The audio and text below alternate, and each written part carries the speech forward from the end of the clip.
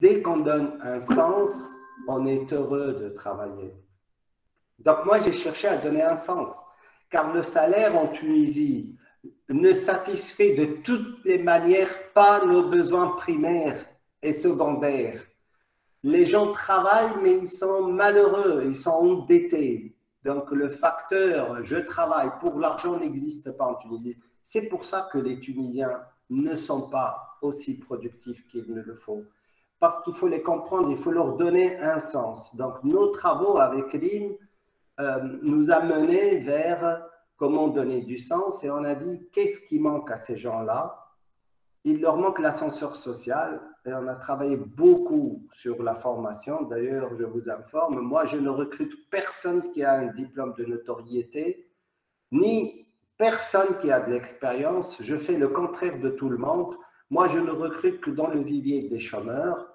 Donc, je n'ai que des sociologues, des philosophes, j'ai des directeurs qui sont archéologues, caméramens. Je recrute dans ce vivier ces gens-là qui n'ont pas eu la possibilité de s'améliorer et d'aller vers l'ascenseur social pour une cause, pour des raisons vraiment financières. Là, vous voyez, là, c'est libre, la souhaite. Donc, et j'ai transformé tout. Donc, j'ai recruté une avocate parce que les femmes n'ont pas l'octroi comme ils le font en Tunisie. J'ai recruté une assistante sociale qui va regarder tous les problèmes de mes employés. Moi, je paye aujourd'hui l'accouchement, j'ai 48 accouchements par an. Je paye l'accouchement dans une clinique privée parce que je refuse de mettre à risque la vie de mes employés juste parce qu'elles sont pauvres. Euh, on fait des cours de yoga, on fait des cours de sport. J'ai un atelier de théâtre chaque vendredi. J'invite des hommes et des femmes de lettres pour améliorer la culture de mon personnel. J'invite Abdelaziz Belkhouja qui parle de Hannibal et Hadith, c'est quelque chose d'exceptionnel pour rendre ces gens-là très fiers. On travaille beaucoup sur l'allègement de la charge psychique et la charge mentale. D'ailleurs, chez moi, on porte un pins ou bien smile ou bien un angry pour montrer l'état psychique. Ce n'est pas un tabou de dire je me sens mal aujourd'hui. C'est à nous qui vont gérer ces gens-là, si on parle de bien-être, de respecter si elles sont bien ou pas bien et d'essayer de les aider. On a créé à travers des méthodes bien déterminées, on a créé un lien entre ces personnes. J'ai aboli les sanctions, j'ai enlevé le département GRH, la gestion des ressources humaines. On ne gère pas un être humain, on le respecte. Donc, j'ai dit à tout le monde, moi, je n'ai pas besoin de GRH ni de préparer des dossiers. Chez moi, on ne retire pas un bébé après 2 mois. Or, c'est une législation tunisienne. Et je suis peut-être l'unique entreprise dans le secteur privé qui donne aux femmes 3 années de congé de maternité parce que c'est pas normal. J'offre les abonnements pour faire du fitness. On a une coach qui vient, qui fait de l'afterwork. Ça, c'est le cours de yoga avec Elena. J'ai enlevé tous les murs. Et quand vous rentrez chez moi, c'est des baies vitrées, les usines. Ça, c'est notre cours de théâtre.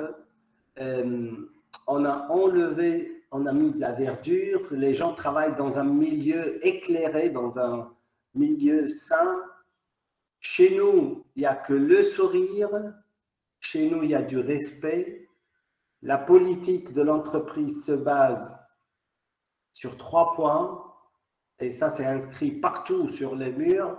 Al-Insaf, l'équité. Deuxièmement, At-Takwin al-Mustamir, parce qu'il n'y a plus d'ascenseur social en Tunisie. Donc, c'est à moi, j'ai créé un centre intégré de formation homologué pour un technicien en habillement. Donc, et j'ai une académie Kaizen à l'intérieur. On apprend aux gens de s'améliorer. Donc, c'est la formation continue. Et troisièmement, ce qui manque en Tunisie réellement, c'est la justice sociale. Qui n'existe pas. Il y a une grande différence aujourd'hui entre les couches sociales en Tunisie et le facteur argent se fait ressentir sur l'avenir des gens. On fait de la danse, et ça c'est chez moi, dans un des jardins de l'entreprise. Et moi, je remarque vraiment qu'il y a du sourire. Le taux d'absentéisme chez moi, même pendant le Covid, ne dépasse pas les 2%.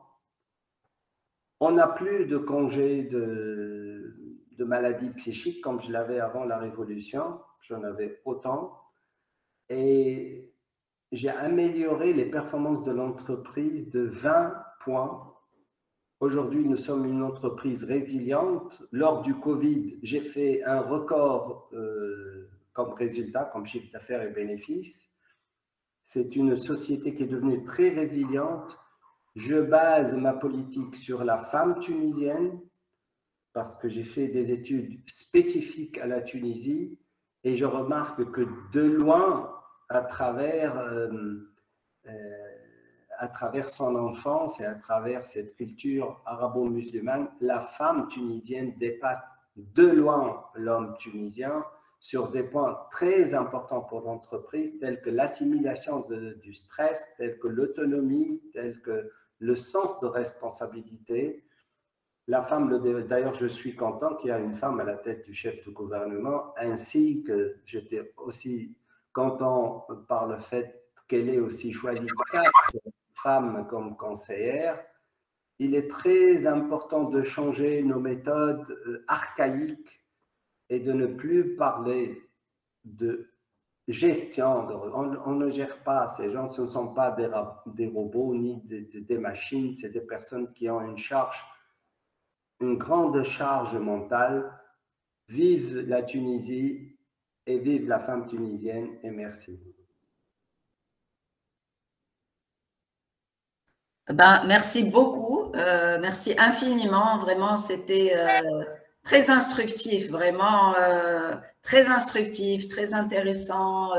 La vérité, j'avais entendu parler de votre entreprise, mais je ne pensais pas que ça… Franchement, je suis impressionnée par tout ce que vous faites.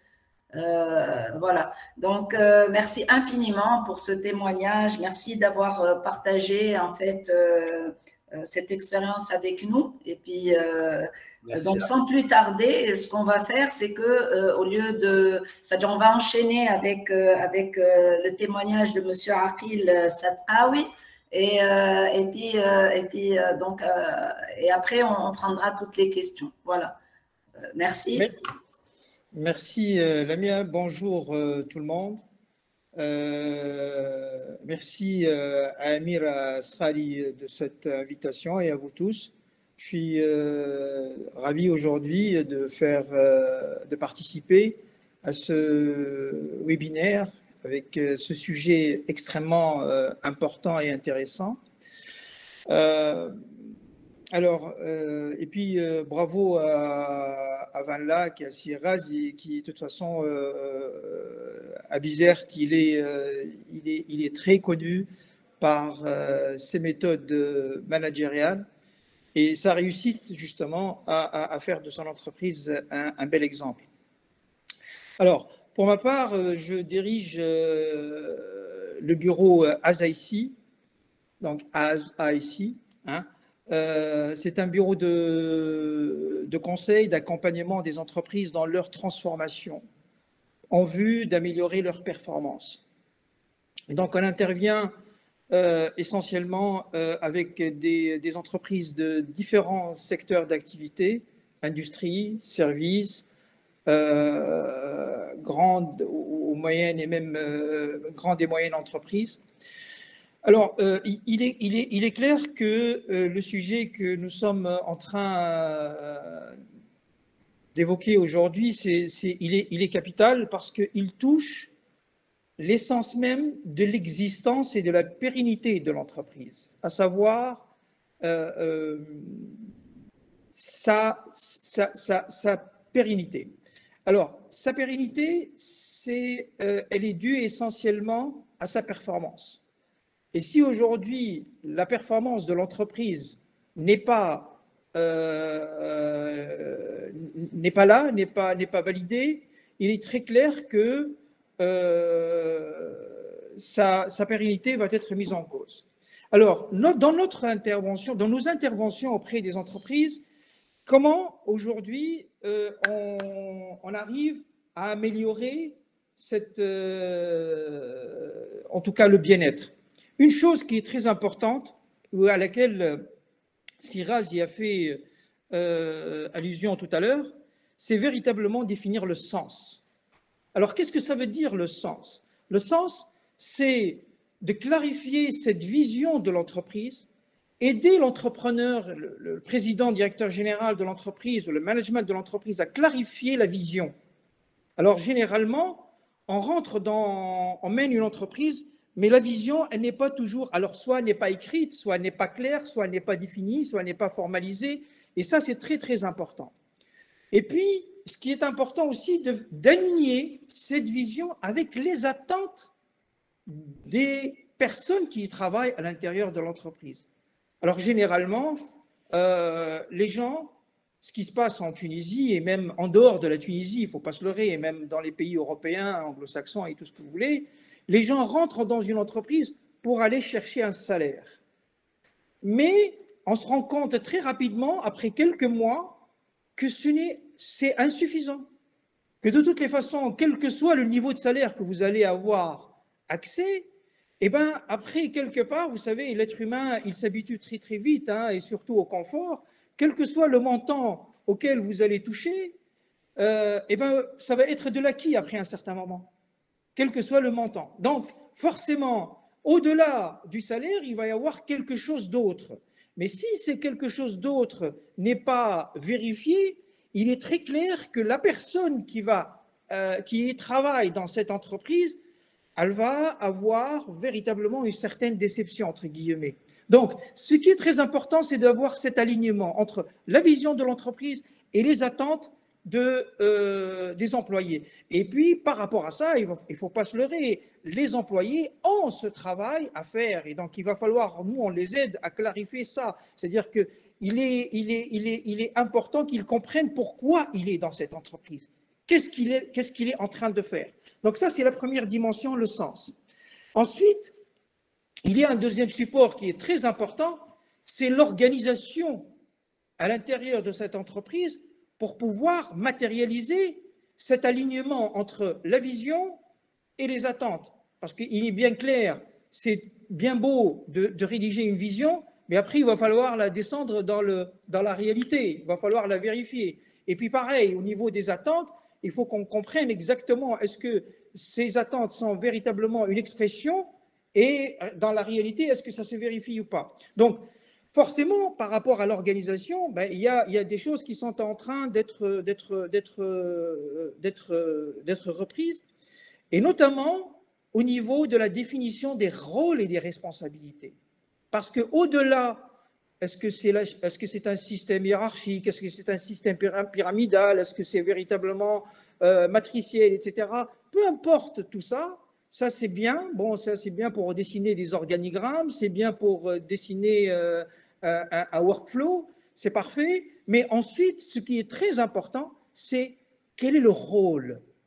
Quelle est la responsabilité qu'on est en train d'assurer et d'assumer à l'intérieur de l'entreprise? Mais ceci, encore une fois, ce n'est pas une déclaration. Il va falloir l'accompagner par des indicateurs de performance. Parce que, en l'absence de ces indicateurs de performance, eh ben, le risque va devenir extrêmement important pour que cette entreprise parte en déroute. Pourquoi? Parce que ce qui est très important dans les indicateurs de performance, c'est la manière avec laquelle on va s'assurer, ou en tout cas la personne qui est à l'intérieur de l'entreprise va s'assurer qu'elle est en train d'abord de bien remplir son rôle, de bien remplir sa responsabilité et surtout de s'assurer qu'elle est en train d'apporter une certaine valeur ajoutée. Parce que sa valeur ajoutée, elle va se voir et elle va être vue par l'intermédiaire de ces indicateurs de performance. D'où véritablement l'importance de l'ingénierie de la définition de ces indicateurs.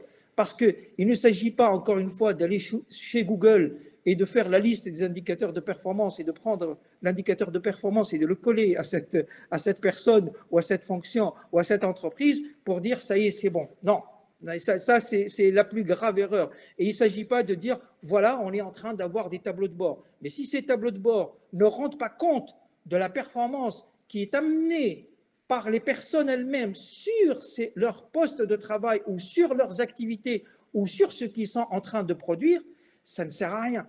Donc, véritablement, il y a un travail très minutieux d'ingénierie, d'accompagnement pour définir avec les gens, je dis bien avec les gens, et non pas de l'amener comme ça d'une manière, en tout cas d'une manière top-down, de définir avec eux quels sont les indicateurs de performance les mieux à même qui vont rendre compte de leur travail et de ce qu'ils sont en train de produire. C'est très, très, très important. Donc, ça permet à ce niveau-là d'avoir une grille de lecture qui permet de voir la progression de l'entreprise, parce que c'est ça aussi la source du bien-être. Parce que si les gens aujourd'hui ne voient pas leur entreprise progresser, s'améliorer, et eux-mêmes, à l'intérieur de cette entreprise, de progresser et de s'améliorer, le bien-être, il va être mis à mal. Donc, on peut faire tout ce qu'on veut par ailleurs, mais ce premier socle, il est indispensable de le vérifier. Alors, le plus difficile aujourd'hui est de bâtir justement un système organisationnel où l'épanouissement de chacun est garanti par une bonne compréhension et appréciation de sa valeur ajoutée, de sa propre valeur ajoutée. Parce que ce qui est important, je travaille dans cette entreprise, je gagne de l'argent, mais si je ne vois pas ma propre valeur ajoutée contribuer à la performance de cette entreprise, eh bien ça sera niette. C'est pas bon. Donc ça, c'est pas facile et ça, c'est pas évident. Donc il y a un grand travail à faire avec le responsable de l'entreprise, avec les équipes dirigeantes, avec les employés eux-mêmes, à avoir une très belle articulation par rapport à tout ça pour que les choses soient mises en cohérence. Et d'ailleurs, j'attire votre attention au passage, pourquoi aujourd'hui dans l'administration, elle est peuplée des gens dépressifs? Parce que, pour une raison extrêmement simple, c'est qu'il y a beaucoup de personnes, en tout cas, il y a une sureffectif dans certaines directions, dans certains services, qui fait que les gens ne se sentent pas utiles. Et donc, forcément, à partir du moment où les gens ne se sentent pas utiles, eh bien, forcément, ils vont se poser des questions. Alors, bien sûr, leur salaire est garanti pour les administrations, mais ce n'est pas une raison, mais ce n'est pas pour ça qu'ils sont heureux. Alors, donc, c'est pas compliqué à comprendre. Donc, et puis, il va venir aussi un moment où il est important de faire cette valorisation personnelle dans la chaîne de valeur globale, qui est la pierre angulaire de tout bien-être. C'est très important, c'est que chacun de nous, à l'intérieur de l'entreprise, on doit voir notre contribution personnelle au résultat global, à l'effort global, à la performance globale. Alors, et ceci va nous conduire au troisième pilier, après celui du sens et de l'organisation, qui est le système de rémunération. Alors, le système de rémunération, c'est encore une fois, ne doit pas ici être véritablement une grille de salaire qui est là pour juste distribuer de l'argent. Donc, le système de rémunération, il doit être pensé de façon à justement à contribuer au bien-être des employés. Vous allez me dire comment? Mais d'une manière extrêmement simple, encore une fois, on ne va pas réinventer la roue. Il peut y avoir une partie fixe et une partie variable. Parce que, encore une fois, même si vous allez toucher 20 000 € par mois, je peux vous assurer, après une année ou deux, eh bien, c'est fini. De toute façon, les 20 000 euros par mois, vous savez les dépenser. Vous savez comment les dépenser, les exploiter. Et après, vous allez voir que de toute façon, vous allez vous habituer. Donc forcément, il va falloir indexer, avoir une partie variable du salaire qui soit indexée, non pas comme on fait dans l'administration où on a les appellations prime de rendement, prime de ceci, prime de cela, mais finalement, c'est de l'argent, encore une fois, distribué, quelle que soit votre performance, même si vous ne foutez pas une ramée, eh bien vous allez avoir cette prime parce que de toute façon, vous allez la voir, tout simplement. Et si vous n'allez pas la voir, eh bien on sait exactement ce qui se passe derrière. Donc, il ne faut pas se leurrer par rapport à ça, il va falloir, et là je rejoins le mot de Sirazi qui est la sincérité. C'est quoi la sincérité? C'est de dire les choses d'une manière très claire. Il y a une partie fixe qui, elle est donnée, et il y a une partie variable, mais cette fois-ci, la partie variable va être indexée sur la performance. Alors, la performance, elle va être à la fois individuelle et collective. Et donc, à ce moment-là, les gens vont se rendre compte par eux-mêmes que lorsque ils sont capables, ils vont être capables de produire bien, mieux, en termes de quantité et de qualité, eh bien, ils vont avoir une rétribution en face d'une manière naturelle. C'est aussi simple que ça. Donc, on ne va plus derrière dire à quelqu'un, par exemple, dans le secteur des services, il va falloir sourire, ou il va falloir faire être bien, ou il va falloir tracer la banane comme ça pour faire plaisir aux clients. Non, c'est parce que tout simplement, si vous ne faites pas ça, eh bien, vous allez être touché dans votre porte-monnaie. Mais ça, encore une fois que vous l'avez compris, ben ça va devenir automatique parce que vous comprenez que de toute façon, si vous n'êtes pas heureux, mais de toute façon, il faut être très, très clair aussi par rapport à ça. Mais si vous n'êtes pas heureux, ce n'est pas pour contrer votre patron, ou contrer l'entreprise, ou contrer le client, mais c'est de votre vie qu'il s'agit d'abord.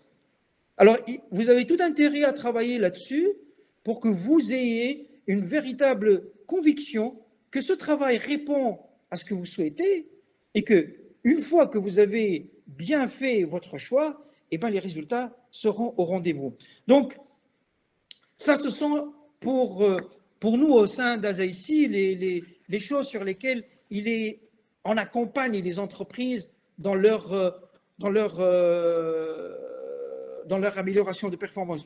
Juste une petite anecdote au passage. Il y a quelques années de ça, il y a un patron où j'étais recruté par une entreprise étrangère et le patron, il était, mon ancien patron, il était très, on va dire, très embêté de m'offrir un CDD. Et c'était un CDD de 3 ans. Et il m'a dit, Aqil, ce que je te propose, n'aie pas peur. Je veux dire, c'est vas-y. Je vous parle de ça il y a une vingtaine d'années. Hein, c'est pas hier. Je veux dire, c'est pas grave. On va avancer ensemble, main dans la main, mais après, on va transformer ce CDD par un CDI. J'ai fait la moue et j'ai dit votre proposition ne m'intéresse pas, je ne suis pas content. Il me dit mais non, il faut être patient, c'est comme ça, je vous assure qu'on va régler ça. Non, je lui dis, mon problème, c'est que votre CDD, il est de 3 ans. Et moi, 3 ans, c'est très lent pour moi. Moi, je veux un CDD d'1 année. Et je veux qu'à chaque année, je reprends la négociation avec vous pour négocier mes objectifs sur la partie variable. Parce que je n'ai aucune garantie de rester 3 ans ici. Moi, j'ai besoin d'avoir 1 année et on renégocie le contrat tous les ans. Ça me permet personnellement de prouver de quoi je suis capable de faire. Et puis, quand même, je ne vais pas rester pendant 3 ans gagner la même chose. Ça ne m'intéresse pas. Vous comprenez? Et à ce moment-là, je peux vous garantir une chose, que c'était une réponse à laquelle il ne s'attendait pas du tout. Et puis, ça lui a remis véritablement un coup dans la tête. Et depuis ce jour-là, je peux vous garantir une chose, c'est que je faisais partie du board de l'entreprise. C'était une réponse de 30 secondes qui a transformé toute mon existence dans cette entreprise-là. Donc, tout ça pour vous dire que c'est la manière avec laquelle on voit les choses qui, elle est très, très importante dans la répercussion de notre existence. Et une deuxième anecdote, et j'ai fini avec ça. Alors, dans cette entreprise, j'ai réussi, où j'étais chargé de l'expérience client à un moment où on parlait customer experience, où on ne parlait pas de customer experience encore dans le monde. Donc, la première des choses que j'ai obtenues du board, c'est véritablement de mettre en place des stress rooms, une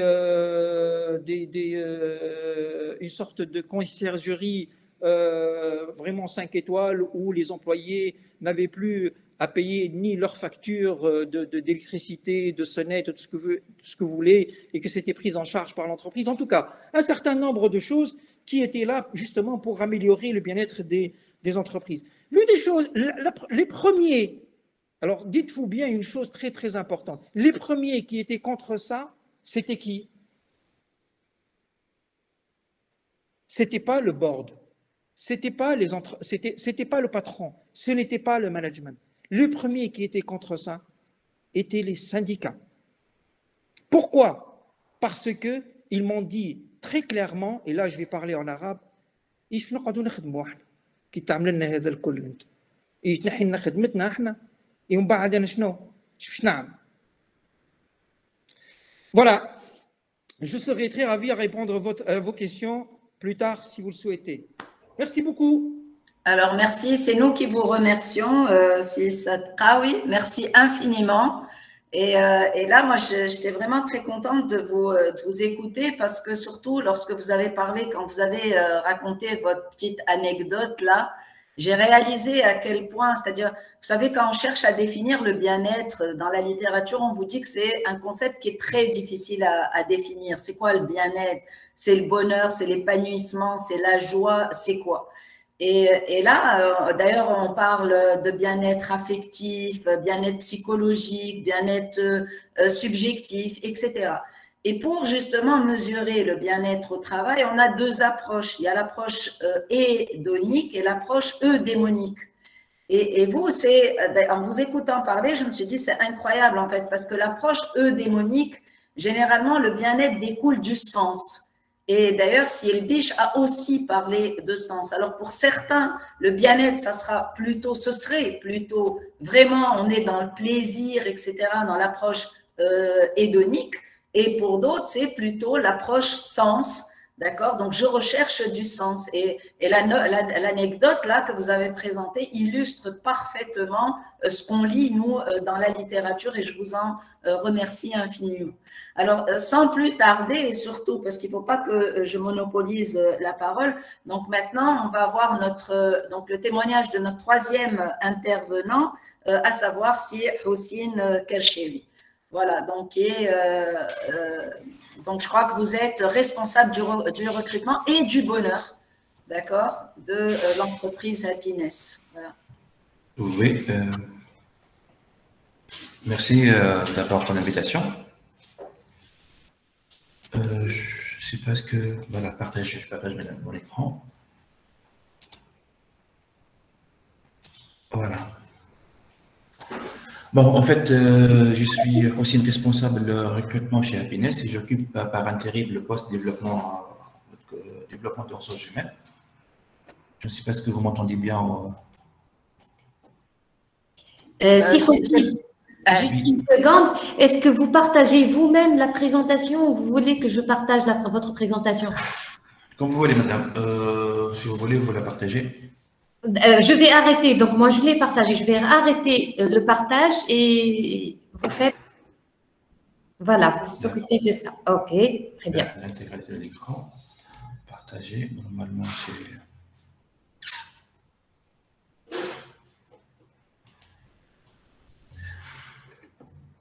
je ne sais pas ce que c'est partagé ou pas. Voilà. Non, moi là, de mon côté, voilà, c'est bon. D'accord, merci. Comme je vous ai dit, je suis responsable de recrutement chez Happiness depuis 2019 et en fait, je suis psychologue de formation, j'ai fait psychologie de travail et dès mon arrivée, j'ai pris un projet en cours. Sir Houssine, Samahni, on ne voit pas votre présentation. Est-ce que, Emira, est-ce que je suis la seule à ne pas la voir voilà. Si, vous devez en fait mettre le PowerPoint sur votre ordinateur. D'accord. Voilà. Maintenant, c'est bon. D'accord, merci. Donc, comme je vous ai dit, je suis psychologue de formation et dès mon arrivée, j'ai trouvé un projet en cours. En fait, il s'agit ici d'un changement de vision chez Happiness. Happiness était au début nommé Parfumerie Ramli. Puis, le patron, il a une prise de conscience plutôt à s'orienter vers l'humain, conjointement avec l'investissement commercial et tout. Donc, il a commencé par le changement du nom de l'enseigne, Happiness. Donc, il a misé dès le début sur la notion de plaisir au client et en même temps, le client à terme, c'est qui est les conseillers. Donc, après ce changement de nom, il y a toute une vision qui s'est entourée autour du bonheur au travail. Voilà, le bonheur au travail et surtout le bonheur des conseillers et conseillères de vente, puisqu'ils sont les opérationnels, ce sont les ambassadeurs de l'enseigne. Donc, il y a des missions, la définition des missions et tout, les valeurs. Donc, on a enchaîné avec un système de valeurs. Donc, 6 valeurs. Ce sont le contrat collectif qui nous réunit à Happiness. Donc, et puis, il y a la création de postes responsables de valeurs. Donc, j'ai cité quelques tâches principales des postes de responsable bonheur. Donc, si vous voulez, je les cite. Identifier les problèmes vécus par les salariés. Veiller à une bonne cohésion entre les employés et leur bien-être au quotidien. Développer et proposer des solutions à des problèmes récurrents liés aux facteurs humains. Mettre en place une culture de travail sereine et positive. Proposer des activités et tout. Donc, juste pour revenir sur les points évoqués concernant les RPS et le bonheur et tout, on sait bien qu'il y a une certaine, si vous permettez, contradiction au milieu professionnel, puisque les origines du mot travail, tripalium, c'est ce qui signifie souffrance au travail, mais il y a aussi ce sentiment d'épanouissement, d'avancement, d'accomplissement dans le travail. Donc, il reste juste à bien décoder les besoins des êtres humains, des individus dans le travail, et savoir créer cette formule qui peut joindre, comme on dit, joindre l'utile agréable, donc avoir un milieu de travail épanouissant.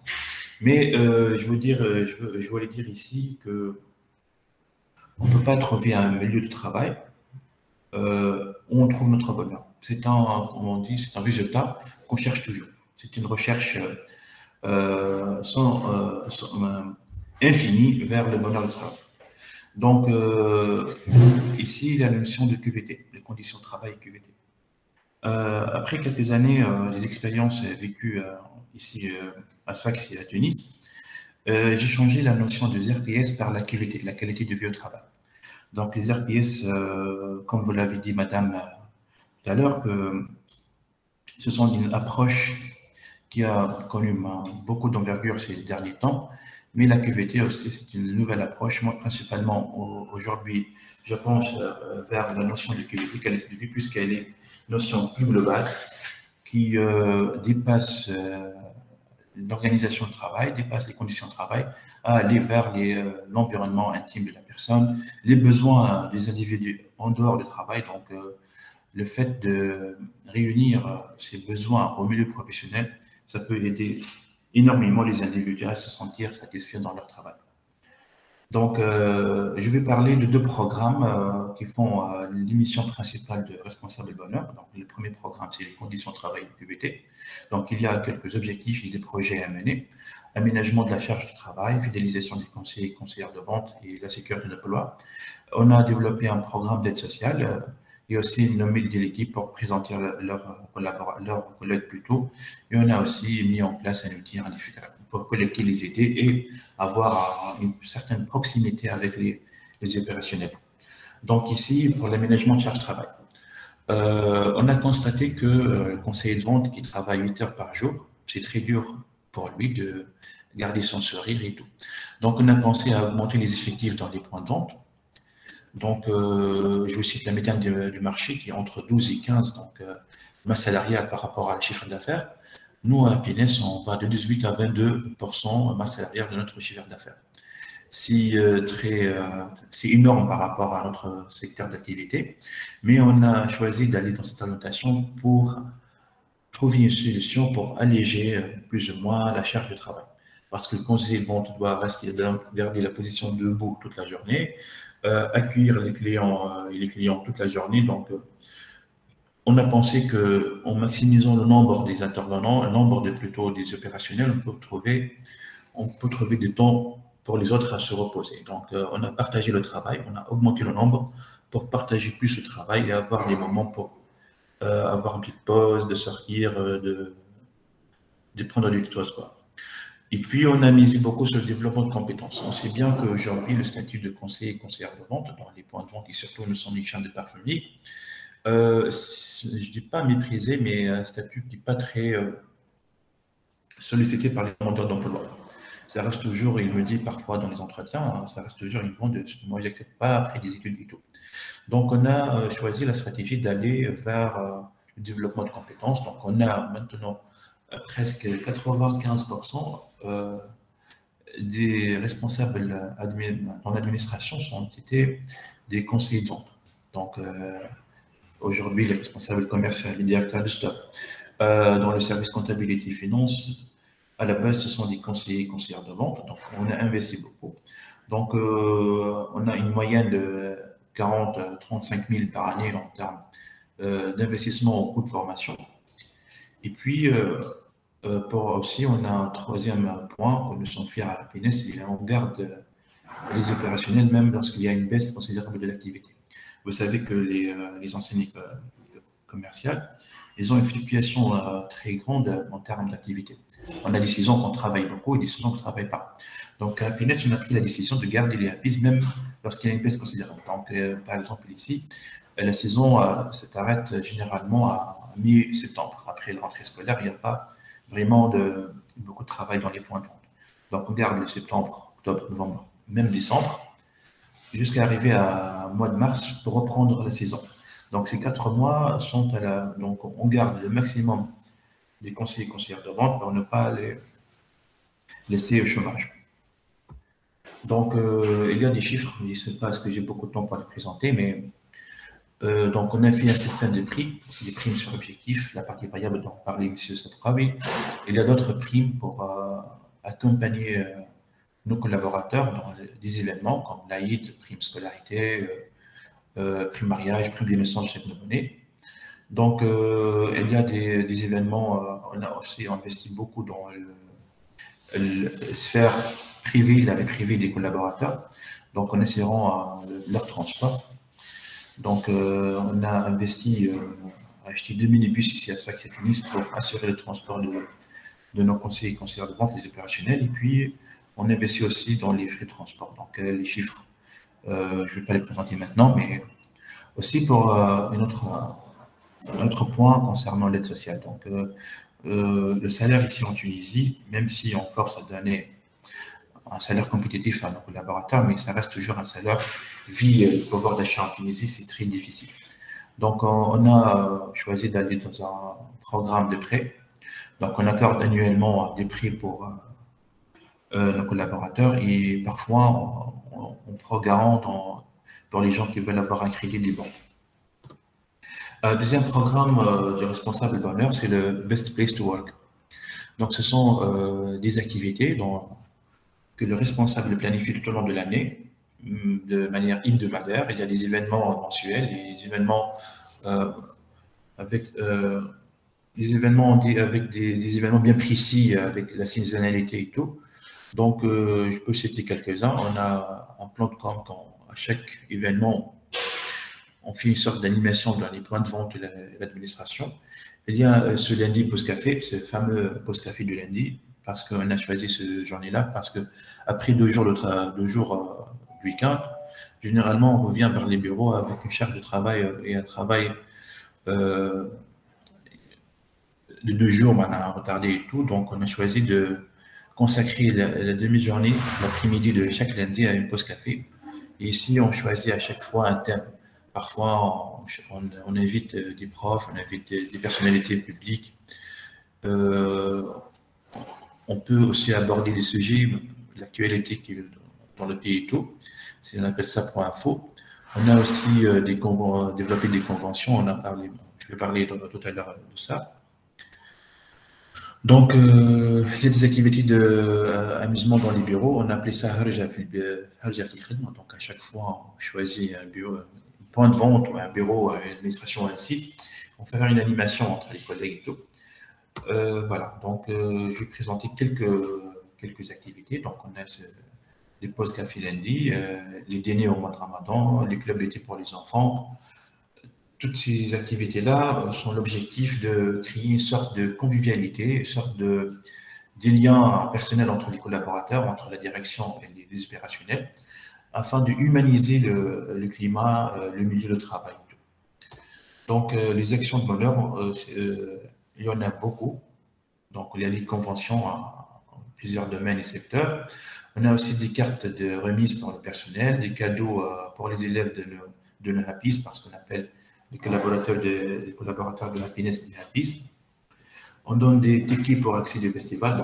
Vous savez, il y a 2 années qu'on ne participe pas à ce genre d'activité, mais la dernière, c'était en 2019. Donc, le festival de Sfax, on a donné presque 7000 dinars tickets pour participer aux événements.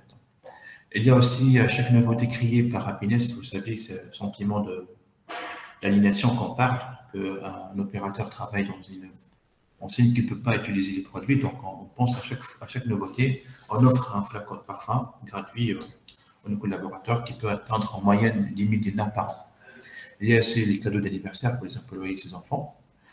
C'est pareil, donc une moyenne de 10 000 dinars par an. Donc, il y a des mesures spéciales pour les anciens employés. Vous savez, le métier de conseiller de vente, un métier pénible. Donc, on a pensé que les gens qui dépassent 50 ans d'ancienneté chez Happiness, qui atteignent les 35 ans, on peut réduire la charge de travail. On les fait travailler 44 heures au lieu de 48 heures. On le dispense plutôt le dimanche et les jours fériés, puisqu'on est une enseigne commerciale. Donc, le pic d'activité est toujours dans le week-end. Donc, 100% des opérationnels travaillent le samedi et dimanche. Et ceux qui ont passé 5 ans d'ancienneté chez Happiness, ils peuvent bénéficier les dimanches et les jours fériés comme jour de repos. Il y a aussi des journées de congés spéciaux, par exemple pour les mères et les parents, les journées de rentrée scolaire. Aussi pour les femmes enceintes, bon, on n'est pas dans le modèle de M. Rez, mais on fait de l'infirmière, on offre 3 mois, et demi intégralement payé parce que la loi autorise, je pense, 1 mois et demi ou 2 mois max. Donc, et aussi, on maintient la relation avec le travail. Donc, une fois elle choisit de retourner chez Happiness, elle reprend son travail sans aucun souci. D'accord, c'était ma présentation. Merci. Je ne pense pas que j'ai dépassé le temps ou pas, mais... Non, Yatik Saha, merci infiniment. Vous n'avez pas du tout dépassé le temps qu'on vous a accordé. Et puis, merci beaucoup pour toutes ces précisions qui étaient vraiment particulièrement intéressantes parce que vraiment, c'est du concret. Donc, on a vu un petit peu les actions que Happiness met en place, etc. Alors, sans plus tarder, je ne sais pas si au niveau de nos participants, qui éventuellement souhaiterait poser une question à nos intervenants. Je ne sais pas s'il y a une question. Alors, si vous voulez, ce qu'on peut faire, c'est prendre toutes les questions et puis ensuite, nos intervenants, nos 3 invités pourront répondre en fait aux questions posées. Alors, Feriel Romrani, bonjour. Feriel, merci d'avoir rejoint ce webinaire. Donc, je te cède la parole. Merci beaucoup. Alors, juste une question adressée à M. Razibish. Donc, bon, le témoignage est magnifique. Hein, donc, merci beaucoup pour le témoignage. Donc, ça, c'est extraordinaire à entendre. Tout d'abord, est-ce que vous pouvez nous parler, par contre, de votre système de rémunération? J'aimerais avoir une vision globale de votre entreprise pour savoir, est-ce qu'il y a eu des aménagements aussi dans le système de rémunération ou non? Pour connaître réellement l'impact, en fait, de toutes les mesures que vous avez prises. Est-ce qu'il y a eu un accompagnement en termes de rémunération? Ou bien est-ce qu'il y a vraiment un effet mesure de ce sport, de ce théâtre, de cette nouvelle culture que l'on peut vraiment isoler par rapport à un système de rémunération s'il est le même qu'ailleurs? Ça, c'est la question que je voudrais poser. D'accord, merci Feriel. Donc, si vous voulez, on peut réunir, rassembler toutes les questions. Peut-être que comme ça, si vous êtes d'accord, bien sûr. Alors, Zohour, je vois que tu lèves la main. Là, tu as aussi une question. Oui. En fait, je voulais soulever un point et poser une question. Ce qui m'a vraiment impressionné, ce qui m'a vraiment marqué, c'est que les trois intervenants soulignent l'impact de ces démarches de bien-être au travail sur la performance financière. Parce que cette idée que même si on se lance dans des démarches qui peuvent être coûteuses, derrière, on gagne en performance financière, on gagne en résilience, et ça, c'est vraiment extraordinaire. En fait, ma question, je l'adresse à Sirazi également, que je salue. Encore un grand bravo pour cette sincérité. C'est pas étonnant que vous nous parliez de sincérité au travail dans l'entreprise, parce que votre discours est plus que sincère. En fait, je voulais poser la question suivante. Est-ce que vous pensez que votre modèle peut être exportable dans d'autres entreprises, ou c'est vraiment votre façon à vous de faire, et si on veut limite copier, imiter, ça pourrait ne pas marcher? Voilà. Alors, merci Zohour pour ta question. Est-ce qu'il y aurait éventuellement une autre question? Amira? Oui. Toi, tu as une question aussi? Alors, moi, lève la main en plus. Alors, je vous remercie pour cet excellent, la vérité et ces excellents témoignages. Je suis très agréablement surprise et je ne sais pas si ça se dit, mais je suis tombée amoureuse de Van Lac aujourd'hui. C'est ma découverte. J'ai trois questions. Premièrement, Siraz, c'est la même question de Madame Zohour Achisha. Est-ce que vraiment on est dans la RSE, responsabilité sincère de l'entreprise, ou bien c'est vraiment responsabilité sincère de Van Lac? Ça, voilà, est-ce que ça pourrait s'étaler pour d'autres entreprises? Deuxièmement, pour M. Aqil, en fait, il a parlé de la deuxième dimension, à savoir la troisième. La troisième, c'est le système de rémunération et surtout, ce qui m'attirait l'attention, le système variable, parce que là, je vais partager une expérience personnelle. J'ai travaillé dans une banque à un certain moment et là, il y avait justement ce système, cette variabilité, on va dire, de reconnaissance qui était la source d'un conflit. Donc, je travaillais avec une équipe de projet. Il y avait, qui était organisée de sorte qu'il y a un leader et des contributeurs et la rémunération était variable. Et puis, les contributeurs disaient, moi, je me rappelle très bien, ça m'a marqué. Le contributeur, il m'a dit, voilà, moi, je tape le boulot et lui, il tape la rémunération. Donc, ce n'était pas vraiment une source de motivation. Une source de motivation, comme pensaient les dirigeants. Aussi, par rapport aux indicateurs de performance, là, vous êtes un consultant et j'avais aussi, mon patron était un consultant à un certain moment. Donc, il me dit toujours, on a une sauce, la sauce.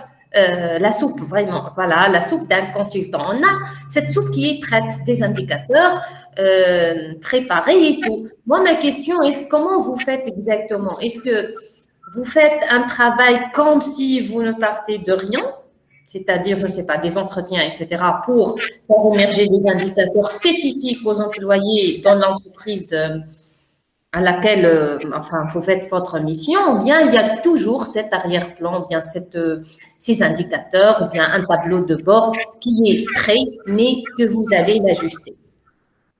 Voilà. Et puis, pour Si Houssine, là, moi, ça m'a attiré l'attention, le nom de l'entreprise Happiness. Happy, bon, je comprends. Ness, est-ce que c'était dans une optique, une vision interne, c'est-à-dire le personnel, ou Ness, c'est pour dire, c'est plutôt les clients? Voilà, je vous remercie.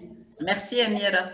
Alors, est-ce que éventuellement, donc, Nejah Aïssewi? Bonjour, en fait, Najah. Madame Najah Aïssewi. J'ai en fait deux questions, si vous voulez dire une question, mais peut-être à Madame Lamia, parce que je vais parler du secteur public. D'accord? Et donc, ma question est comment peut-on assurer ou encore améliorer le bien-être des salariés faisant partie du secteur public, tels que par exemple les enseignants universitaires. Et je vais parler d'une population qui est un petit peu vulnérable. Ce sont les docteurs en chômage, par exemple en Tunisie, puisque je faisais donc partie de cette population. Donc, comment peut-on améliorer le bien-être de la population, par exemple des docteurs en chômage qui cherchent des heures de vacation dans les universités ou qui cherchent des contrats, etc., et qui ne peuvent pas, par exemple, accéder à certaines formations, ne pas contribuer, par exemple, à donner leur avis dans, je ne sais pas, dans des cours, etc. Donc, Madame Lamia, je vous pose donc les questions puisque vous êtes une enseignante universitaire. Donc, à votre avis, comment peut-on améliorer cela? Voilà, merci. Merci. Donc, je crois que c'est bon là. Fariel, tu as une autre question? Oui, si possible. Oui, Donc, bien sûr que c'est possible. Vas-y. Je ne suis pas bon, dictateur encore. Hein. C'est une question intéressée. Hein, donc, puisque dans le cadre en fait, je suis enseignante en licence ressources humaines, puisque a priori GRH, on n'aime pas trop. Donc, en licence ressources humaines, et j'ai proposé un module qui s'appelle bien-être au travail. Et comme je vais le co-construire nouvellement au prochain semestre, donc j'aimerais bien, si possible, hein, pour les 3 intervenants, est-ce qu'ils ont des propositions à me faire pour sur quoi me focaliser pour répondre aussi bien, pour répondre au terrain. C'est-à-dire que j'aimerais bien savoir s'ils ont des pistes ou s'ils ont des thématiques sur lesquelles ils pensent que les futurs diplômés devraient se focaliser pour vraiment au moins avoir des bases pour aider les entreprises dans la gestion de ce bien-être, dans le management. D'accord, merci. Alors, je vois qu'il y a Mounet Fourati qui a une question aussi. Oui, bonjour. Bonjour. Bonjour à tous. Je suis très contente d'être sur ce webinaire. C'était vraiment très enrichissant, très intéressant. Et je voudrais poser une question qui peut-être s'adresse aux 3 intervenants. Ça rejoint un peu une des questions de Amira, qui concerne un peu la mesure du bien-être ou de l'inconfort, parce que est-ce que dans vos entreprises, vous faites cette mesure? Comment est-ce que vous savez si les gens sont heureux ou sont bien ou ils sont pas bien? Est-ce que vous faites des mesures de manière périodique? Est-ce qu'il y a des enquêtes? Est-ce que vous posez des questions pour voir si vos employés sont bien ou sont plutôt dans l'inconfort? Et puis, est-ce qu'il y a des actions pointues qui suivent si vous remarquez s'il y a des problèmes d'inconfort et de mal-être dans les entreprises? Je sais qu'il y a dans certaines entreprises, peut-être de grandes entreprises, ils font des choses de ce genre, mais je ne sais pas si ça se fait aussi dans les entreprises tunisiennes. Donc ça, c'est une petite question. Alors, la question qui vient peut-être en conséquence, c'est que est-ce qu'il y a eu des actions spécifiques pendant la période Covid? Siraz a relevé le fait que ça s'est bien passé chez lui. Est-ce qu'il y a eu vraiment une focalisation sur ça? Et puis, peut-être l'impact sur l'évaluation. Est-ce qu'il y a une relation entre l'évaluation des employés et ce bien-être qui peut être ressenti par les employés, et est-ce que ça se répercute sur la rémunération, entre autres, comme vous l'avez relevé. Voilà. Merci Monet, merci. Donc je crois qu'on n'a plus de questions, hein, c'est ça? C'est bon? Est-ce qu'il y a une autre question? Parce que moi je ne vois pas. Allez, il y a Aziz qui a demandé. Ok, Aziz, vas-y Aziz. On va dépasser, c'est pas grave si on dépasse un peu parce qu'on va laisser après nos invités répondre. Aziz, vas-y. Madame Ahlem Ben Amer, s'il vous plaît.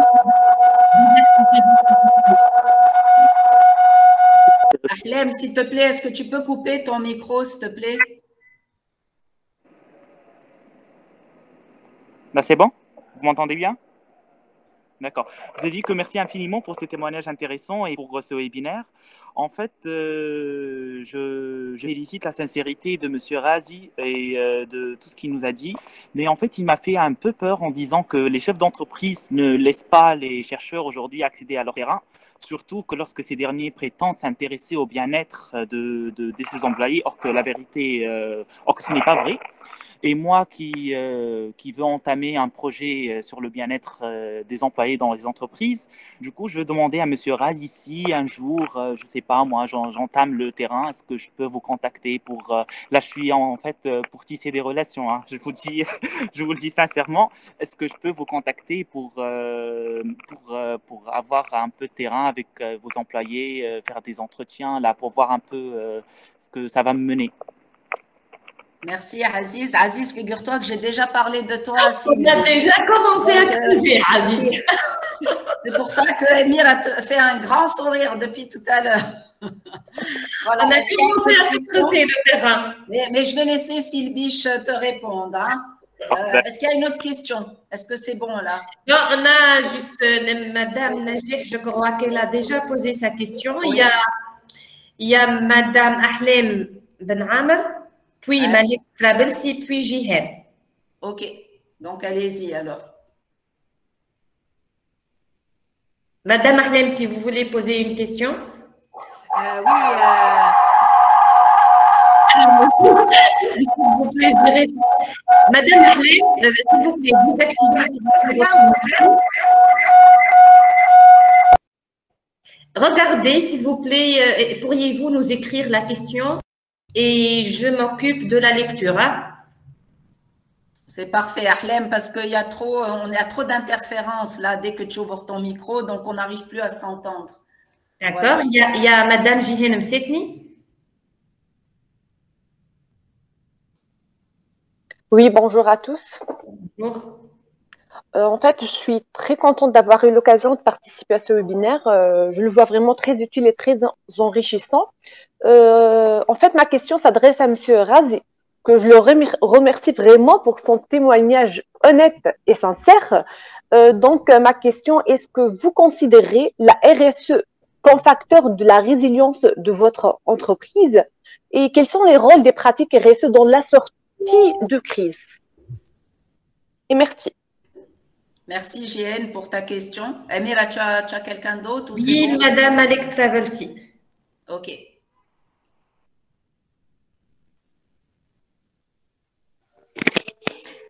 Oui, bonjour.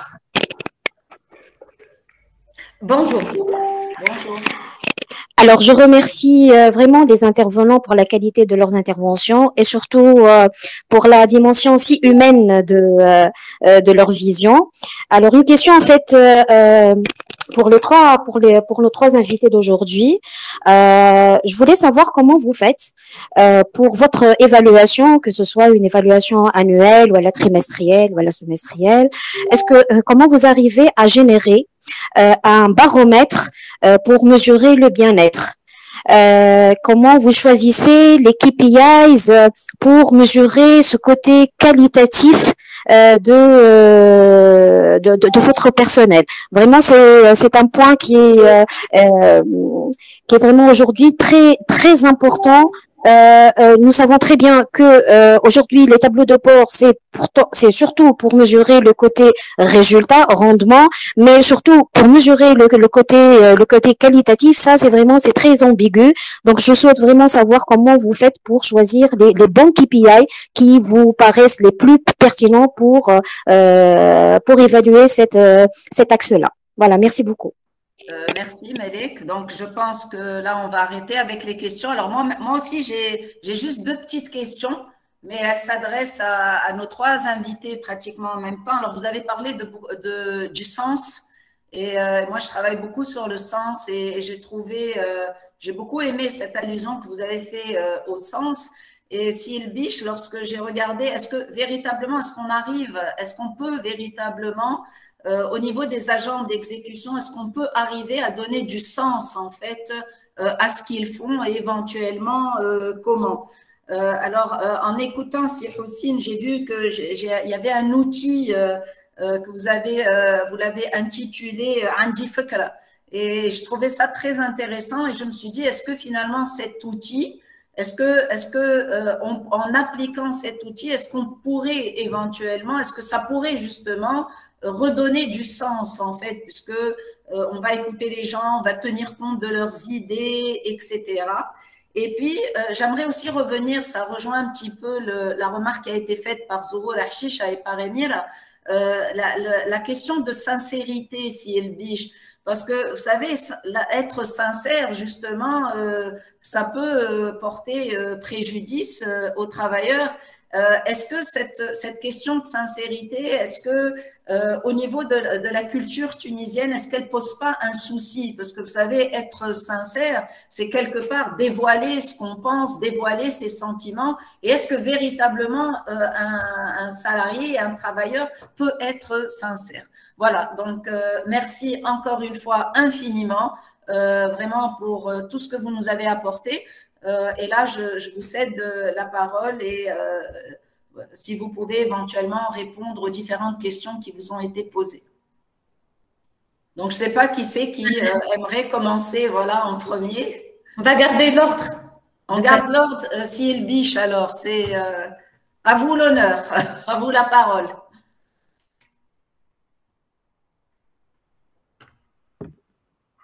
Alors, j'ai rassemblé les questions. Si j'oublie quelque chose, prière me rappeler. Et avant de commencer, je vais vous dire quelque chose de très important, la gestion et le management. Comme vous avez fait des maths et vous êtes des experts en mathématiques, vous connaissez la suite linéaire.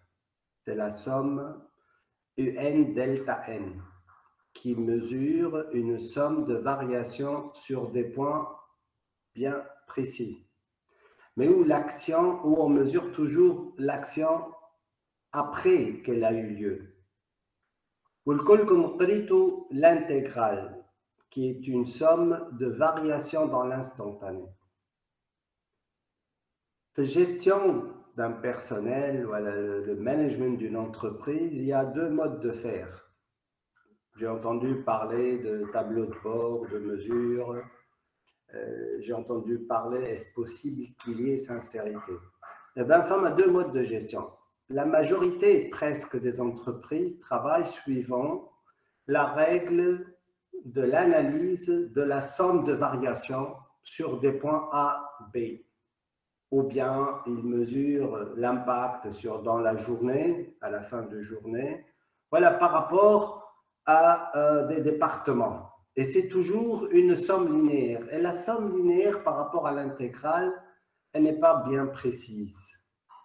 L'intégrale, elle mesure les surfaces et l'intégrale, elle voit tous les points et fait vraiment une somme de ce qui se passe dans l'instantané.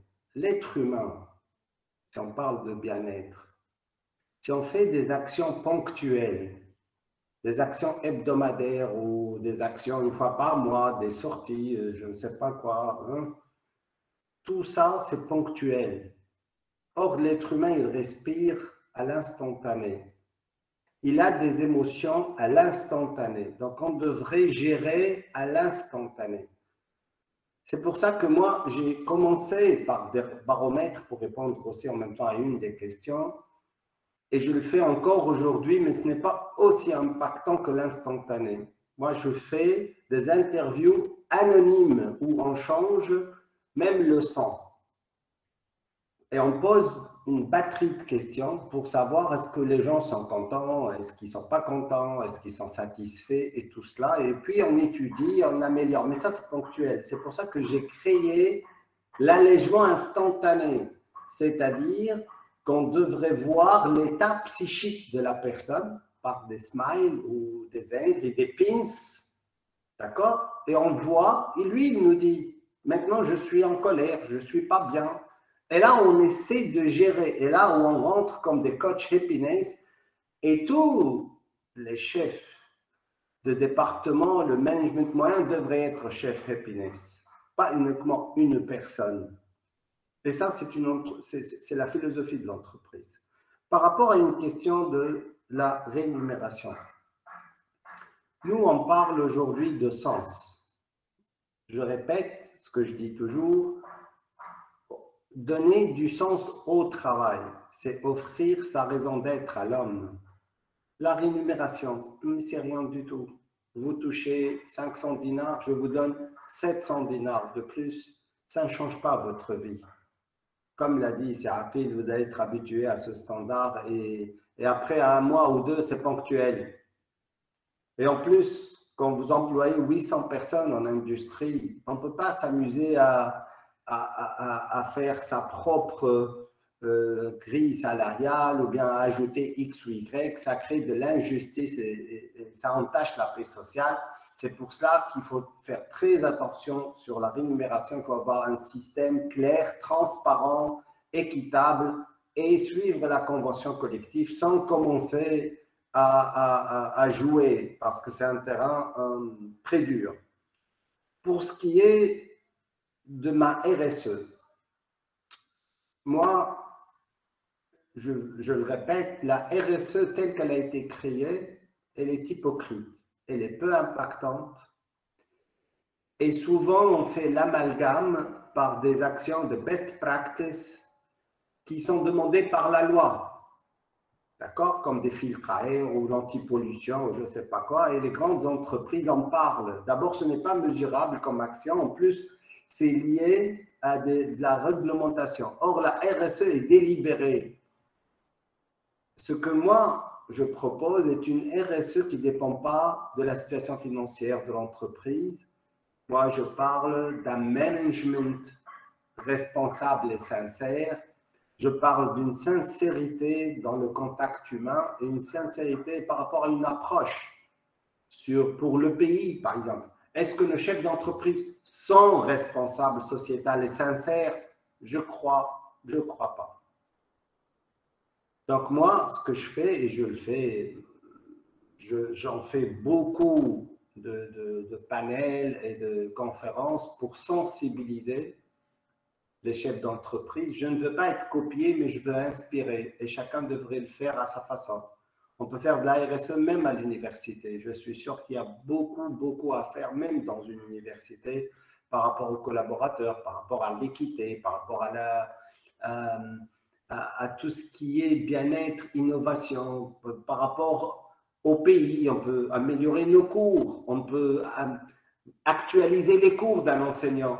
On peut pousser un enseignant à donner un peu plus, à mesurer aussi l'impact de ses cours sur un étudiant et sur l'industrie, sur l'économie.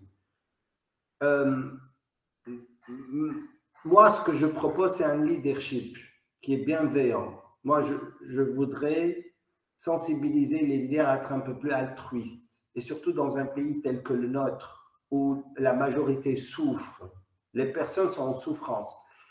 J'ai mesuré le baromètre de bien-être d'une grande banque de la place en Tunisie et on a trouvé avec RIM que 88% des collaborateurs de cette banque étaient au mode déprimé. Donc, il y a beaucoup à faire. Pour Aziz Ch'ti, je lui ai écrit mon contact, qu'il m'appelle, après on va voir, je ne lui promets rien, mais ça dépendrait de lui et de son profil et de son engagement réel. Quant au chef d'entreprise, je parle toujours d'une majorité. C'est après 30 ans de service ici en Tunisie, je peux l'affirmer, ils sont peu sensibles au bien-être de leur personnel. Ils le disent, mais tout ça c'est du marketing, rien de sincère. Et vous allez vous entrer dans une entreprise, à travers le sourire de vos employés, vous allez tout comprendre très vite. Quand on entre dans une entreprise, on comprend vite si les gens sont contents ou pas. Est-ce que le bien-être a un impact économique? Il a un grand impact économique. Madame Lamia, je crois, elle m'a posé ça. Est-ce que le salarié est sincère? Prière, ne plus penser ce que nous pensons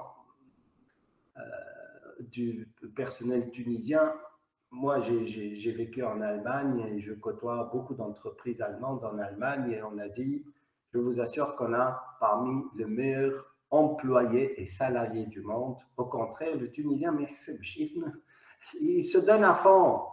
Le Tunisien n'est pas aussi matérialiste. Le Tunisien, juste, on doit comprendre, c'est quelqu'un qui veut être estimé, qui veut être respecté. Il s'en fiche de l'argent.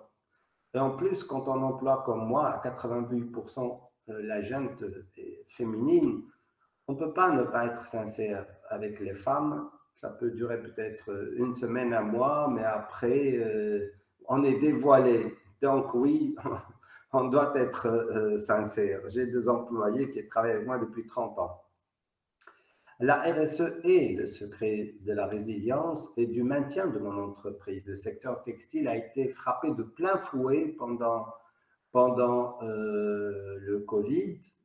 Nous, on n'a pas arrêté un jour de travailler et on s'est adapté. Au contraire, grâce au Covid, j'ai remarqué des vices cachés, des défaillances que je ne remarquais pas.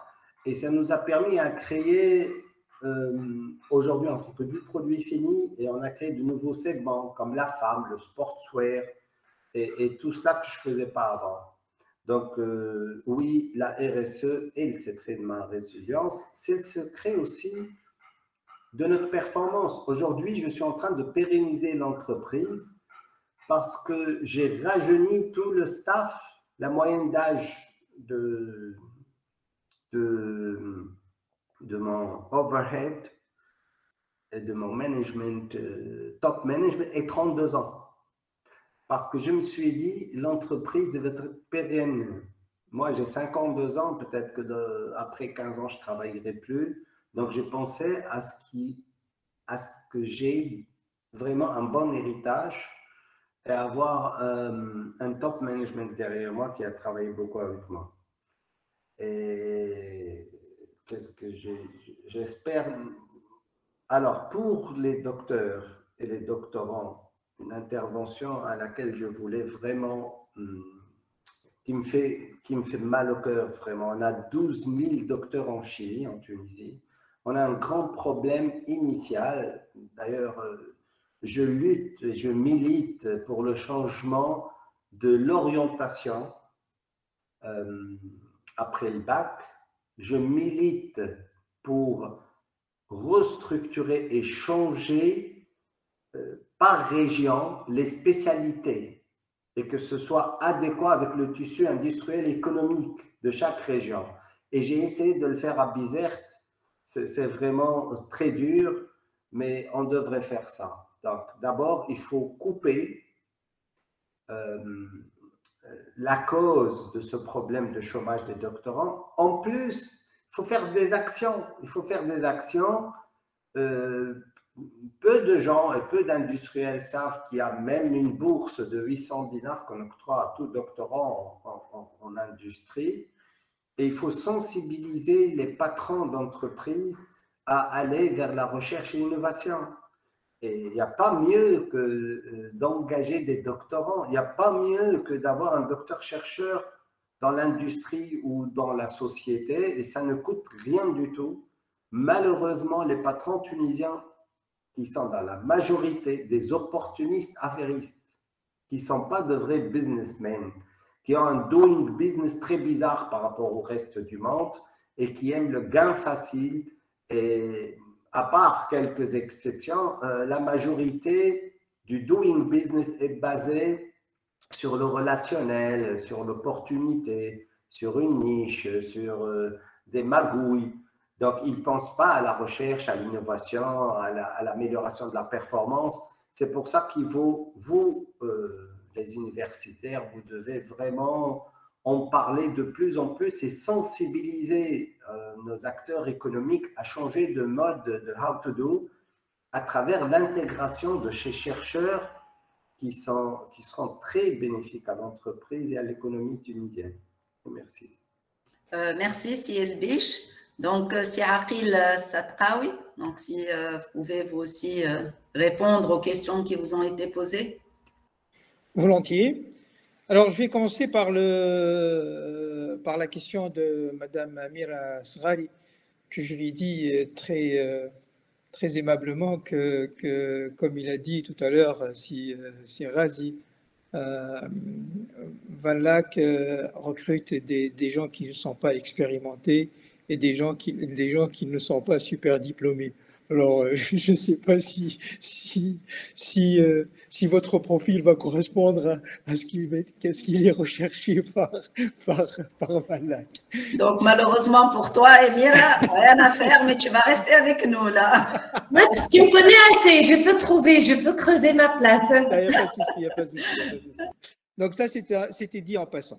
Alors, concernant justement votre question sur les systèmes de rémunération, alors, j'ai précisé une chose, que sur la partie variable, ce qui est important, c'est qu'elle soit indexée sur la performance.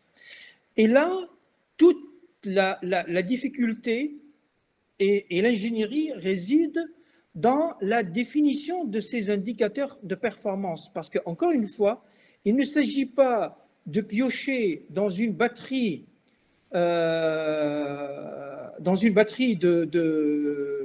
d'indicateurs et de dire celui-là, je vais le faire ici. Ou... Non. Il s'agit de travailler avec les gens. J'insiste beaucoup dans cette histoire. Les indicateurs seront confectionnés avec les gens au cas par cas parce qu'ils vont se les approprier et ils vont comprendre comment cet indicateur est calculé et comment cet indicateur il est en train de renseigner sur sa propre performance.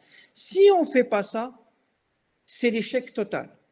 Donc, il ne s'agit pas, encore une fois, d'amener des recettes et de les importer dans l'entreprise parce que ça a fonctionné dans un endroit particulier. Ce qui a fonctionné dans un endroit particulier est particulier pour cette entreprise, pour le contexte de cette entreprise, pour les spécificités de cette entreprise. Et ce n'est pas forcément transposable. Il faut qu'on soit très clair par rapport à ça. Donc, ce qui est important, encore une fois, c'est de définir les indicateurs avec les personnes, c'est de les valoriser avec les personnes. Et je vais vous dire une chose, il faut que ça soit aussi, pour une raison très simple, vous savez, vous ne pouvez pas aujourd'hui conduire une voiture si vous n'avez pas un tableau de bord. Et vous ne pouvez pas aujourd'hui conduire une voiture si vous ne savez pas interpréter les indicateurs qui existent dans le tableau de bord. Donc forcément, aujourd'hui, quand vous avez l'essence, l'aiguille de l'essence qui diminue, forcément, vous passez tout naturellement au kiosque pour remplir l'essence. Si vous ne faites pas ça, eh bien, vous allez tomber en panne. Eh bien, c'est pareil. Si vous allez importer des choses et vous allez les installer malgré les personnes à l'intérieur de l'entreprise ou d'une autre manière, ils ne comprennent pas ou ils ne comprennent pas comment les interpréter, ça ne sert à rien. Vous êtes complètement à l'encontre de ce qu'il faut faire. Donc, forcément, il faut travailler avec les gens. Et c'est à ce moment-là que lorsque vous allez amener la couche de la variabilité de la rémunération qui sera indexée sur cet indicateur, ça va être accepté. parce que la personne, elle a participé à la construction, donc elle comprend. Ensuite, une fois encore, sur cette partie de variables, il est aussi, j'ai dit tout à l'heure, il est important de faire aussi une sorte d'index qui est construit sur la performance personnelle, individuelle et aussi collective. C'est une autre façon pour pallier aux injustices, parce qu'on peut être super performant et ça, par exemple, et les autres ne le sont pas. Donc forcément, il est important pour la garantie de la paix sociale aussi qu'il n'y ait pas trop d'écart. Donc un peu, c'est le résultat collectif, il va venir temporiser cette différence. Donc encore une fois, c'est une question d'ingénierie, c'est comment on fait, comment on construit tout ça, et ça c'est très très très important. Mais, j'ai entendu aussi Madame Filiel Ramblani sur la contribution, sur ce qui est son master aussi. Ça sera avec un grand plaisir. En tout cas, sur ma page de LinkedIn, on peut se mettre d'accord là-dessus. Alors, sur l'index du bonheur, alors il y a une chose très importante. Juste pour pour information, il faut comprendre une chose, la Tunisie, elle se situe au niveau d'indice happiness, au niveau de 136 sur 165. Donc on est sur l'indice d'Oxford, qui est le classement des États et territoires du monde par indice du bonheur. La source, c'est le World Happiness Report, United Nations Sustainable Development Solution Network. Donc ça, c'est quelque chose qui est connu, qui est publié. Le premier pays, c'est la Finlande, et 135e pays, c'est la Tunisie. Et donc ça, vous comprenez une chose, que ça se mesure. Et dites-vous bien une chose, tout ce que ça ne mesure pas, on ne peut pas l'améliorer.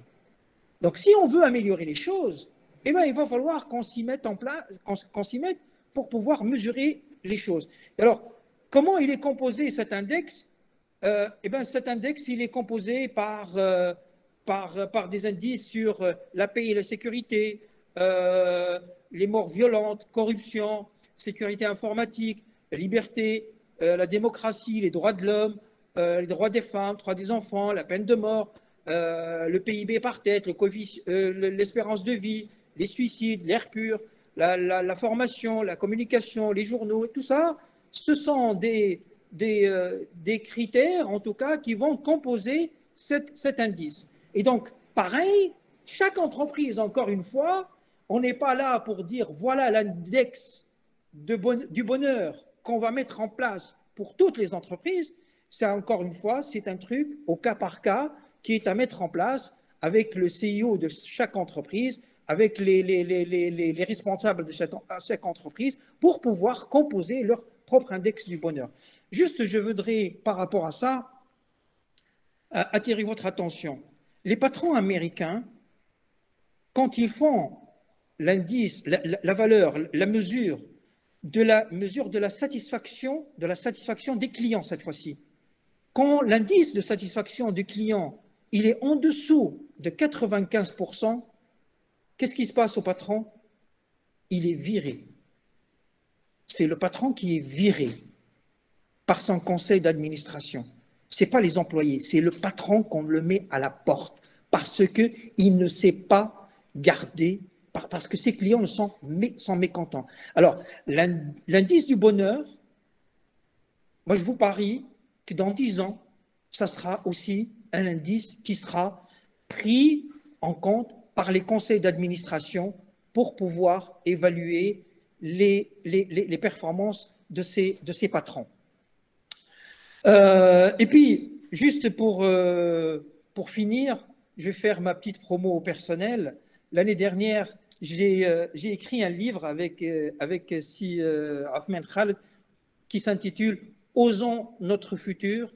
une Tunisie apprenante qui est édité aux éditions Aïlis. Et justement, dans ce livre-là, on parle de ce qu'il est important de faire pour justement bâtir un avenir meilleur, un futur prospère pour le pays, pour la Tunisie et aussi pour les entreprises tunisiennes. Les entreprises tunisiennes aujourd'hui doivent véritablement comprendre que ce n'est ni les produits, ni les machines, ni les investissements qui sont extrêmement importants et capitaux, mais qu'il est important aujourd'hui de se pencher sur la qualité des personnes qui travaillent et qui intègrent dans leurs entreprises et de faire en sorte de travailler avec eux pour les rendre meilleurs et alignés avec eux-mêmes. Et ça, c'est extrêmement important, que ce soit pour les entreprises, que ce soit pour les entreprises privées plutôt et les entreprises publiques, parce que dans les entreprises publiques, c'est encore un autre dossier, mais alors là, qui n'est pas encore ouvert et que ça doit prendre véritablement des gens courageux, je dis bien courageux, avec une grande clairvoyance et de faire ce qu'il est important de faire pour améliorer la performance des entreprises. Aujourd'hui, les entreprises publiques ne peuvent plus continuer dans l'état actuel des choses. Il faut être très, très clair par rapport à ça et être sincère et être juste pour rendre les choses acceptables pour les gens qui y travaillent. Parce qu'on n'est pas en train de rendre service en achetant la paix sociale, en offrant des emplois fictifs aux personnes. Il faut être très clair par rapport à ça. Il faut être vraiment... il faut être sincère, il faut être juste et il faut rendre les choses meilleures pour les gens qui y travaillent. Et je vous remercie. Merci infiniment, si Sadqawi. Oh là là. Alors, c'est Houssine Kerchewi. Donc, à vous le mot de la fin, on va dire.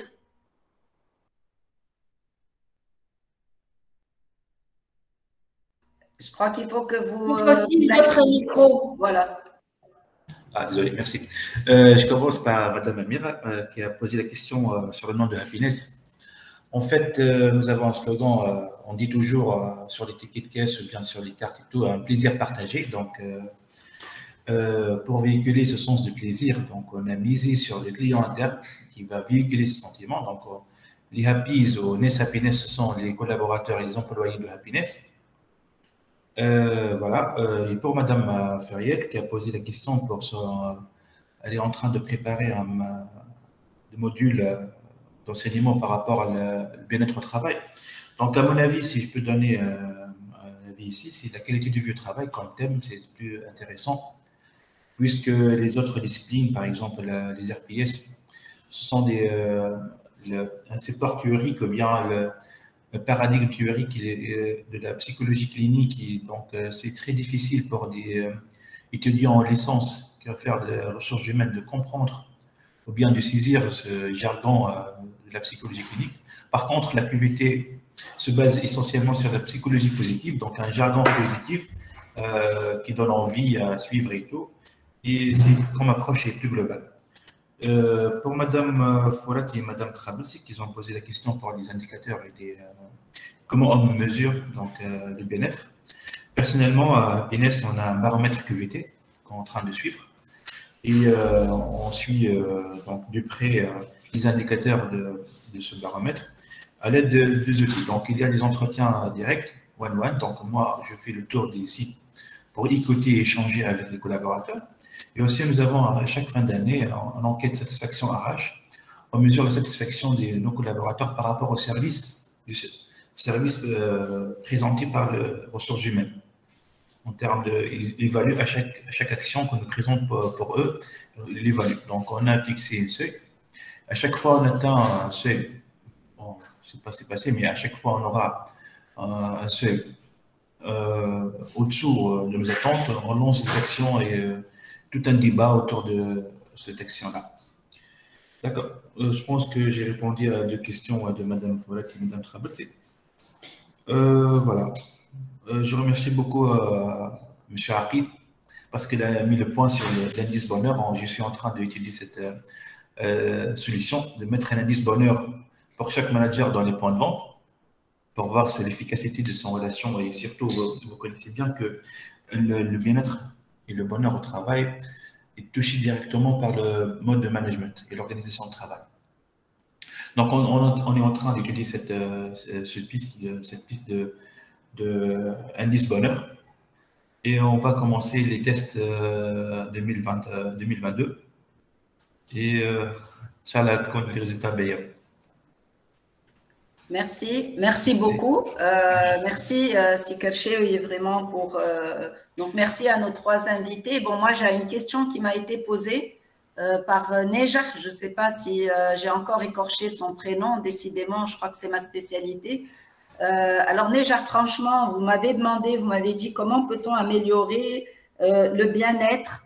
Alors vous avez dit du secteur public, des fonctionnaires et particulièrement des docteurs chômeurs.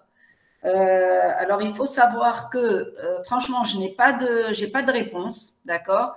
Le concept de bien-être est assez complexe. Il est vraiment complexe.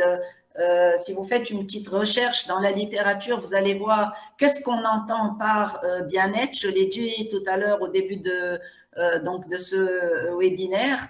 Alors, quand vous dites, par exemple, comment peut-on améliorer le bien-être du secteur, dans le secteur public, ce qu'il faut savoir, c'est que là, on a des fonctionnaires et que ces fonctionnaires, ils ont un emploi, d'accord, et ils n'ont pas de problème d'insécurité d'emploi. Et par contre, on se rend compte que les RPS, dans la fonction publique, les risques psychosociaux sont très élevés. Et on a énormément de fonctionnaires qui sont, d'après la littérature, qui sont dans une situation de burn-out. Autrement dit, ils s'ennuient. Et si Satraoui tout à l'heure, justement, il a dit il faut faire attention, ça ne sert à rien de créer des emplois fictifs. Alors, maintenant, je me focalise sur les docteurs chômeurs. Alors, les docteurs chômeurs, il y en a qui font rien, d'accord? Et il y en a qui ont des vacations ou bien des contrats, etc. Alors, pour cela, franchement, je ne saurais pas quoi vous répondre. Par contre, en réfléchissant, je me disais que, tiens, ça serait bien, et là, je vais lancer la balle dans le camp de Zoho. Je me suis dit, ça serait bien qu'on réfléchisse justement à discuter, quitte à faire un autre webinaire, sur justement cette problématique qui concerne les docteurs chômeurs. Donc voilà. Alors, ce qu'on pourrait faire également, peut-être que ça serait bien de faire une étude. Il y a une échelle de mesure qui a été construite par, d'ailleurs, c'est sa thèse. C'est suite à sa thèse que une Canadienne, Dagenais Demaret, elle s'est associée à Creuset et ils ont construit justement une échelle de mesure. Et dans cette échelle de mesure, ils ont combiné et l'approche dont je parlais au début de ce webinaire et l'approche eudémonique et l'approche hédonique. Vous voyez, hédonique, c'est généralement on recherche le plaisir, eudémonique, c'est plutôt le sens. Donc, franchement, pourquoi est-ce qu'on ne ferait pas, nous, au niveau de notre laboratoire, le PRISE, une enquête pour essayer de comprendre justement ce qu'on pourrait faire à ce niveau. Donc, voilà, je ne sais pas si j'ai répondu. En tout cas, je remercie infiniment à tous les participants. On a largement dépassé puisque en principe, on devait terminer à 11h30. Donc, encore merci à nos 3 invités. Merci infiniment, Siel Biche. Merci beaucoup, Satraoui. Et merci, Sikar Chewi, d'avoir vraiment… on a appris beaucoup de choses. Et puis… surtout, ce qui est très intéressant, c'est qu'on a vu que nous avions des entreprises en Tunisie qui faisaient des choses magnifiques. Donc, ça nous donne franchement de l'espoir et ça nous redonne en fait de l'espoir de voir des chefs d'entreprise de cette envergure. Et merci à tous nos invités sans lesquels, bien sûr, ce webinaire n'aurait pas pu être aussi intéressant. Et encore une fois, Emir Asrari a tout fait. Donc, je n'ai strictement rien fait, mis à part de modérer ce webinaire. Voilà. Merci encore et à très bientôt, j'espère. Au revoir. Emir, au revoir à tous. Merci beaucoup. Un petit mot, Emir, à toi. Au revoir. On a largement dépassé le temps. Merci beaucoup et à très bientôt. D'accord. Merci. Zohour, tu voulais dire quelque chose peut-être? Non, je voulais juste remercier tout le monde. Bon week-end. D'accord. Merci à tous. Au revoir.